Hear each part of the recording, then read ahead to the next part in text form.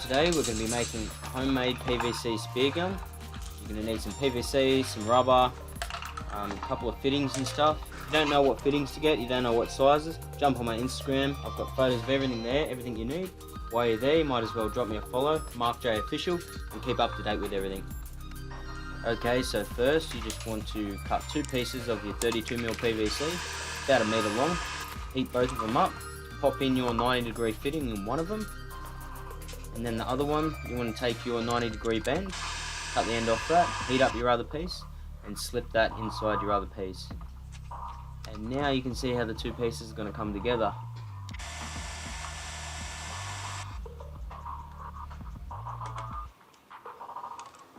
Okay, so we're going to need to do some modifications to this little 90-degree bend. First, drill a hole in it, and whatever you're going to use for your spear, your piece of metal, you want it to be the same size as the hole you drill.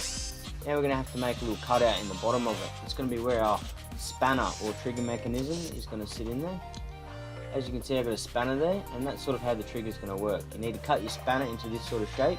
It's got a little notch in it and a hole at the back. As you can see, you're going to have to put a screw through the back, and if you cut a little notch out on your spear at the back, you can see how they click together. And when you pull the spanner back, it releases the spear, and that's how your trigger mechanism is going to work. If you can get this right, the rest of it will be so easy, because that's honestly the hardest part. Start gluing your fittings all together. Glue on that 90-degree piece of PVC, and you also want to do a bit of a cutout in it so that your spanner can slip through, or your trigger mechanism can slip through, and you've got access to it on the other side. Now you want to glue up the rest of it, your little adapter for the end. Glue that onto the end of each piece, and then slip it all together. Sure as.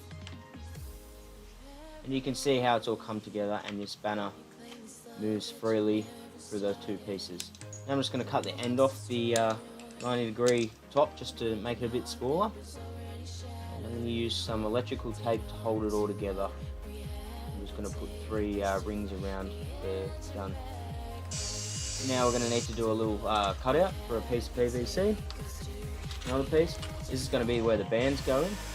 So heat that piece up, put it through the hole that you've drilled, and then put a rope through the PVC and pull it back. That'll stop it from coming out, and that'll give it a nice curve, and that way when you put the bands in, it'll be nice and smooth, it won't damage it. Put a couple of screws in the end just to guide the spear as it flies through. And now you're going to need to use your angle grinder to do some little triangle cutouts in your spear. This is where the rubber is going to actually attach to the spear so that it can propel it along the spear gun, through the screws, and then into the fish. You can see the cutouts that I've done there. Alrighties guys, so make sure you sharpen up the end of your spear as well. You want it to be nice and pointy.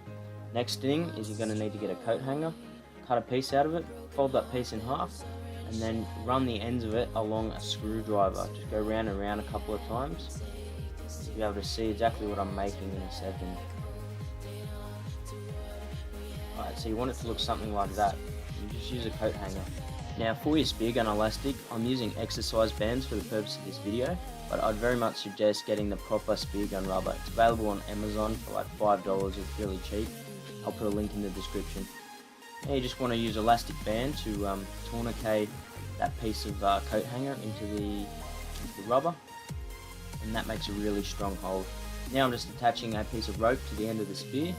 That's going to go around the point with a bit of tape around it, and then around the front of the spear gun. I would suggest putting a barb on the front of the spear because I was having trouble with the fish actually coming off the end sometimes. Alright, now you're all done. Time to give it a test. Works great. Alright, let's see if we can catch a few fish.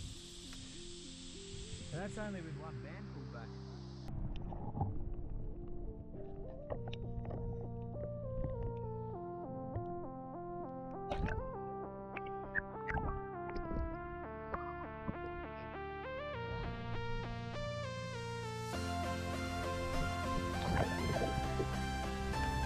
Rightio guys, thanks a lot for watching. That's the end of the video. Remember to rate, comment and subscribe.